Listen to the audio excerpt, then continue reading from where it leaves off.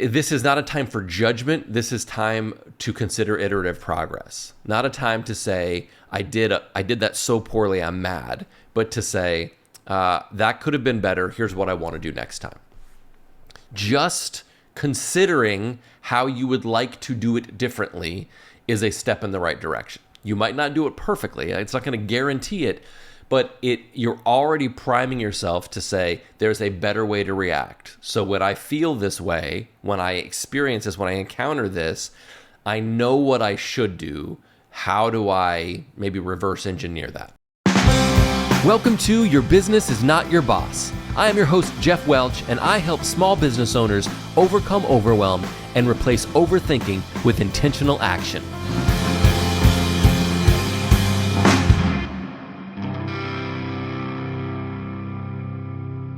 What is up? Welcome to episode 49 of Your Business is Not Your Boss. I am your host and small business coach, Geoff Welch, and today we're going to be wrapping up a three-part series where we've already talked about the Workday Startup, that was episode 47, the Workday Shutdown, that was episode 48, and today we're talking about the weekly review. These are three staple rituals, habits, anchors of my week that I use over and over and over again to help keep me oriented in the right direction. And I cannot wait to dive into this with you.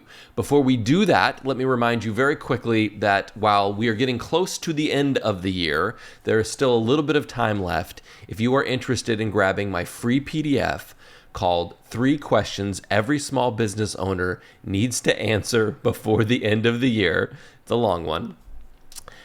You can go to geoffwelch.com/questions to grab that. And inside that PDF is an offer for a free 90-minute strategy session with me before the end of the year. So jump on that. Time is running out. These sessions are going so well. Having an opportunity to connect with some folks, learn about what they're working through in their business, and really help them head into the new year with a sense of purpose and direction. Give them some ways that they can approach how they navigate their business in the coming year to help make it all work better for them. All right, so geoffwelch.com/questions is how you do that. One more thing before we jump in. Every week when I set up the recording for this, I've got to turn on my camera, and I've got an audio device here that I also have to turn on to ensure that you get the best visuals and audio that I can provide you right now. And I'll tell you, every week I'm terrified I'm going to do one but not the other. That I'm going to finish all of this up and find out I've got video but no audio, or vice versa. Well, that hasn't happened yet, but last week, I will tell you, I stood up to turn the camera off and it said memory card full, which I will tell you, the memory card absolutely was not full. I think it may have been an issue of the length of the episode. I may have run up against time, and there may be a maximum file size they allow. But anyway, it was a moment of sheer terror as I was like, I've run my mouth for 23, 24 minutes, and who knows what I've got. Thankfully, it was only the last 3 minutes or so that was lost, so I went back, patched that in. So if you want to go back and look at the cut there of where I made that happen, but I just wanted to share a little inside baseball around the terror that exists for me every week when I record these, wanting to ensure that everything is actually done right. So let's get into the weekly review, though. Okay. So we've already talked about the weekday or the Workday Startup, the tool you can use to help you get your day going, get oriented in the right direction, and make sure that you are primed to use the day to your best ability. The Workday Shutdown is designed to make sure you get everything wrapped up, you've collected anything that's loose, and that you can enter the next day with purpose and focus as you've already thought about what's going to happen, right? So the weekly review, you can either look at as the thing that wraps all of that up or the thing that starts all of it up, because it is both. But it is for me, it is about 90 minutes that I spend on this. For you, that could vary anywhere from probably 30 minutes up to a couple 3 hours, depending on how deep you want to go with this. And I know, man, that the first thing that anyone I've ever talked to says is, I'm so busy already. How in the world am I going to be able to do this as well? And I get it. I really, really do. It is a little bit like, I don't know if you've ever heard that, the story about, I think it is a story about Abraham Lincoln. I don't know that it actually is, if it's just attributed to him or if he has nothing to do with it. But anyway, it's somebody talking about, if I had, X amount of time to chop down a tree, I would spend most of it sharpening my saw.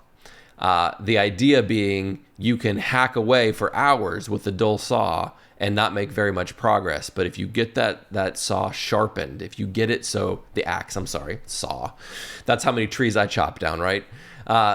If you get that axe sharpened, the work becomes much less. You have to invest a lot less labor in that, right? It may take some time to get the axe sharpened, but now you're not going to have to work as hard once it is.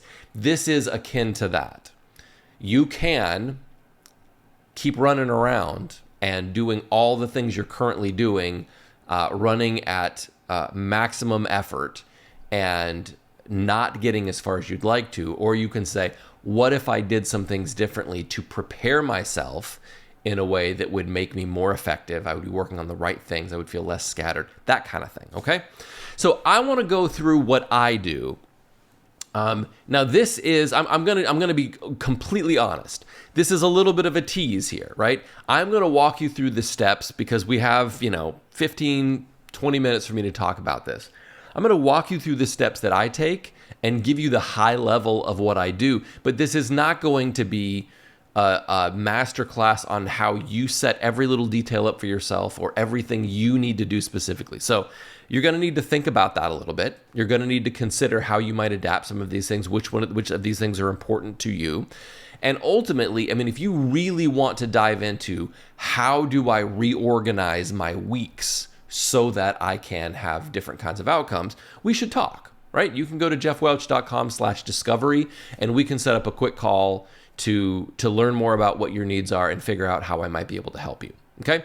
That is a possibility. So let me run you through what I do, how I use this tool and the value it provides me, and we'll see if it's something that's interesting to you, something that you think there's something there that I could use to make me more effective. So this is about 90 minutes of my week, something like that. I try to do it as close to the end of my work day on Friday as possible. I like this to be the last official thing on my calendar for the week when it comes to work. Having said that, this is not a work-specific thing. You could do it that way. You could say, I'm going to do a weekly review for work, and that's all I'm going to address. As a small business owner, the edges of work and life are very muddy at times. Sometimes at best, they're very muddy. And I prefer to use this as a holistic time to say, I'm going to look at all aspects of my life, including work, but not exclusive to work, and make sure that I am oriented in the right direction. I'm facing the way that I want to go so that when I take steps, I'm moving in the right direction. So I try to make this the last thing I do as part of my work, official, professional part of my week, but it does include a lot of personal things. So here's how it starts. I like to review the week that was. I like to basically compare my goals, which I have as a Google Doc that I can review, to the work that I did. Was the arenas in which I invested my time, were they getting me closer to those goals or not? Was there alignment between those things? Was I distracted by things? How was my energy during the week? How did I feel about the choices that I made when things didn't go well, right? That I think it can be a huge differentiator. We're all going to make mistakes from time to time, or we're all going to make a choice or be confronted by something that we didn't expect. Something's not going to work the way we thought it would. And those who can adapt most quickly and make a choice that makes progress happen as opposed to be defeated. My wife and I, we had a little bit of a disagreement this weekend, and I wish that I had spent more of the weekend having been reconciled after that, right? And being like, you know what? I've processed this. I feel differently about this. I feel better about this. Let's move forward. But I spent the week being kind of grumpy because I didn't get the thing that I wanted. Or I spent the weekend. And so all that did really was cost me joy in my weekend, right? The quicker that I can get to the part where I say, I'm able to process what I am feeling about this and the way that I am reacting to this, and I can come to terms with my own outlook, the quicker I can move towards, and now there's an opportunity for reconciliation, for enjoyment, for all these other things to happen. But until I get out of my own way, I'm stuck in, I'm for those of you not on video, I'm crossing my arms and I'm being a brat. So the first thing I do is I'm looking for alignment. I'm looking for, did I make good choices? What did I see that I liked, and what did I see that I didn't? Like we've talked about in some of these other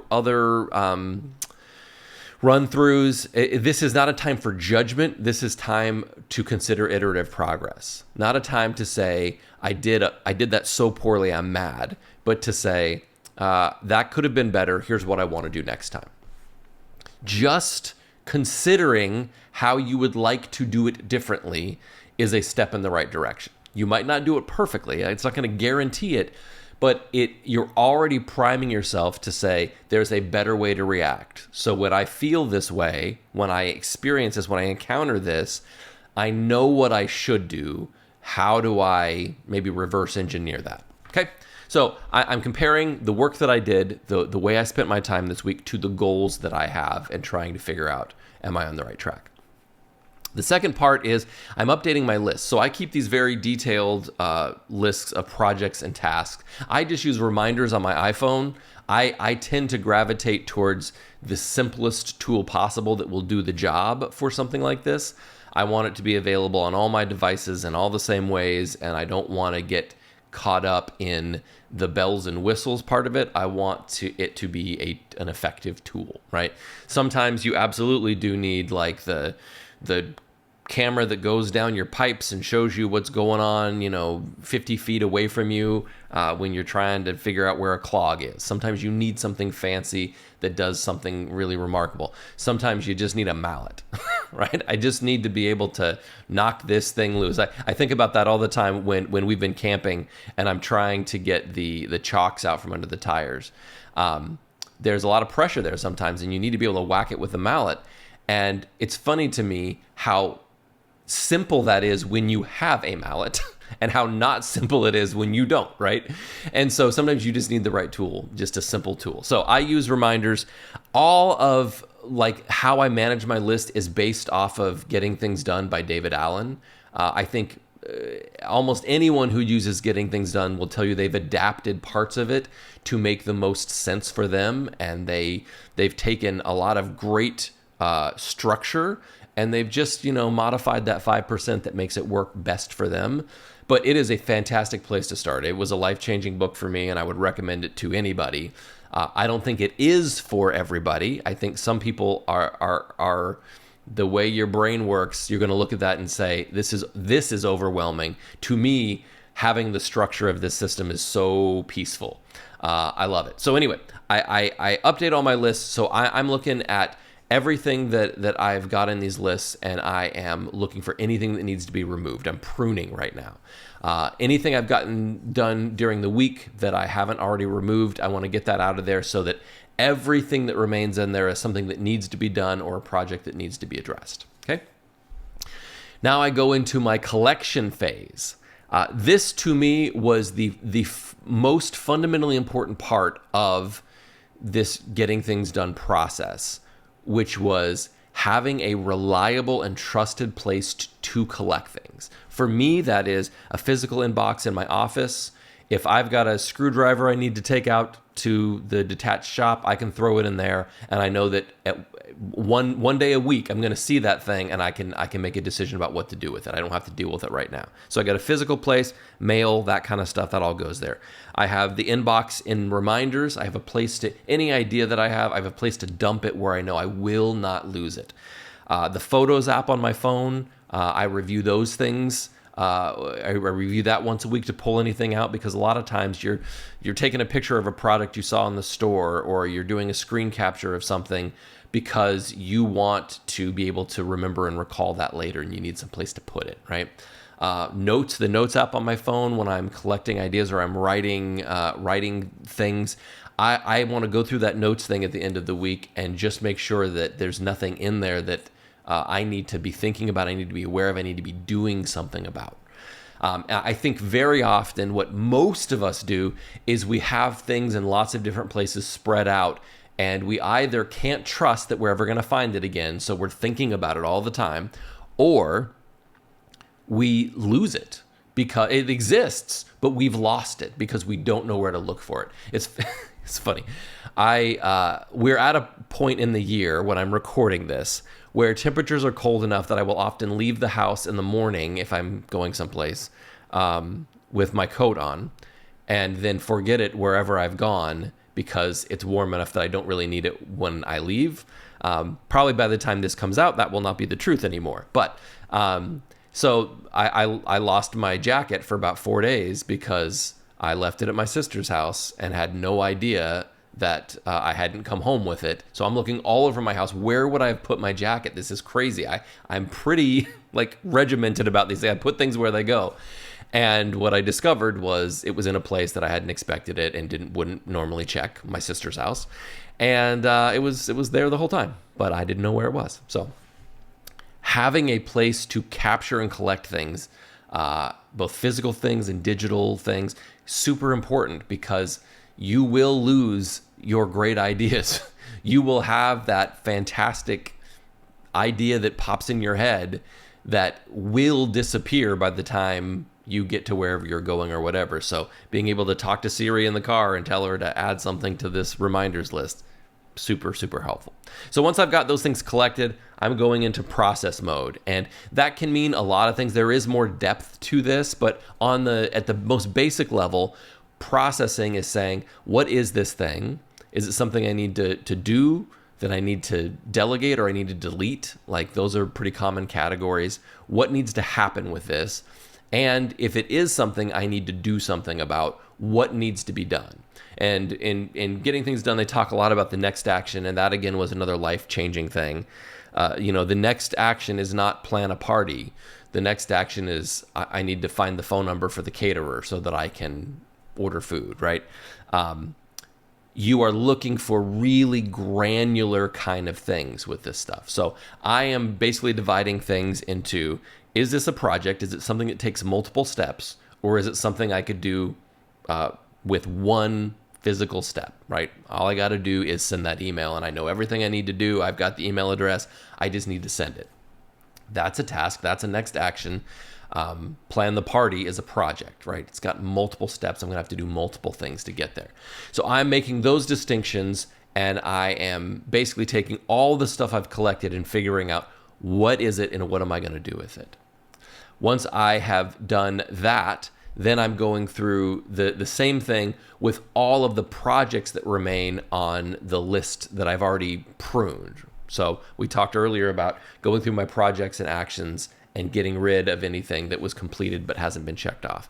Well, if everything that's been done is checked off, I need to make sure every project has a next action associated with it. What is the next thing I'm supposed to do? The point of this time is to make the decisions now so that in a moment when I have 15 free minutes, or I have an afternoon that just got cleared off for some crazy reason, how delicious would that be, right? Oh, my afternoon is now completely free. That instead of wasting that time or working on stupid things because I really don't know what to do with this stuff and I don't want to think about it right now, I literally have a menu of options that say, here's some things. You've already decided these things need to get done. Which one of them are important right now? So this is decision-making world, and it's work, right? This is probably the collecting and the processing are probably the most challenging parts because there's a lot of thinking you've got to do. But what you're really doing is setting yourself up for future success, because now, again, you have this menu of items. You're not having to invent it on the spot. And I'm sure dynamism is a big part of your day, and having to invent things on the spot is a big part of it. And that may be exciting for you. I don't know that it should be the default method for making the best decisions, right? Let's just see what happens in the moment. Making these decisions on the front end really helps you when you are a little bit juiced. I talk about time, energy, and focus. You've got time, you've got energy, but you don't necessarily have the focus to think about what you need to be doing. Thank goodness I already did that. So now you can just go. You can use that energy and that time to actually create and move something forward as opposed to being stuck. So once I've taken all the new stuff and all the old stuff and ensured that everything has a next action, that I know what it all means and I know what it's all for and I know what I'm going to do about it, now I'm looking for opportunities to delegate. Is there any of this stuff that I know it needs to get done, but do I need to do it, right? Like, could somebody else do it? So I'm looking for things that I can hand off to my assistant, to employees, to a contractor. Is there anything that maybe isn't the best, the highest use of my time, and that I want to let go of? I want to let someone else. So I'm going to send off those emails. I'm going to get those balls rolling. And then I'm going to plan the week ahead. I am going to look at the stuff that needs to get done, the priorities that I have. And that's another part of it. I'm not going to get too deep into that. But what we're really trying to do here is determine what are my priorities for next week. What are the things that are most important for me to move forward? Knowing those is half the battle. The other half is actually having a place to put them. And so I'm looking at the capacity I have on my calendar. My calendar is pretty much like, if there is space on my calendar, there is space to do stuff. I do not have a largely interruption-driven workflow.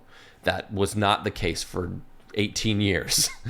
For 18 years, my day was primarily interruptions. And I wish that I had known some of what I know now to have reframed some of that and to have done things a little differently. But you live and you learn. And that's what I can offer you, right? Is like the ability to say, here's how I spent 18 years and here's why you don't have to spend that much time in the same spot. But I want to look at not just the space on my calendar, but what kind of capacity do I have? I'm thinking about time, energy, and focus. I'm thinking about times of days. I'm thinking about the likelihood that I'm going to be available to make real progress. And I'm actually going to put things on the calendar. I'm going to take some of those things that I have decided need to get done, and I'm going to block time for those on my calendar. If for no other reason than so I know what I'm supposed to be doing at a specific time of the day. So for you, you may have a lot of things that come at you, and you may have parts of your day that are very much driven by interruption. I totally understand that. So you're going to have to consider, how much time do I really have to work on these things, and where am I going to fit in progress? Because that's the key. Other people, those distractions are other people's priorities, and you have to find ways to put your priorities first. And maybe that's, you're going to highlight a specific time of day and say, this is my window to make progress. Maybe you're going to be looking at certain days of the week. Tuesdays are no good, but Wednesdays I can actually leverage some of this time to make progress. You're trying to be realistic about the time you have, and fill those gaps as much as you can with productive work. So after that, as I've said, before, I'm resetting my space. I'm kind of done with that work. There are some other things that I do in there that are completely unrelated to anything you might have to do. So there are some very specific things that I do for my life and for work and stuff. But that's the gist of it. And then I'm going to reset my workspace, and I'm going to say, this is all ready for me to go next week. Okay? So the question I have for you, the action step I would like you to take, is to consider, how would a consistent, not every once in a while, but if you did this every week, even if it was just 30 minutes, how would a consistent weekly review help you make greater progress on your most important work, your most valuable work, your highest leverage work? How could that help you? Would it be useful? Is there the prospect that this could be helpful to you? Once you know that, once you have a sense of that, then you can figure out how you could allocate time and what you could do. Again, sharpen the axe.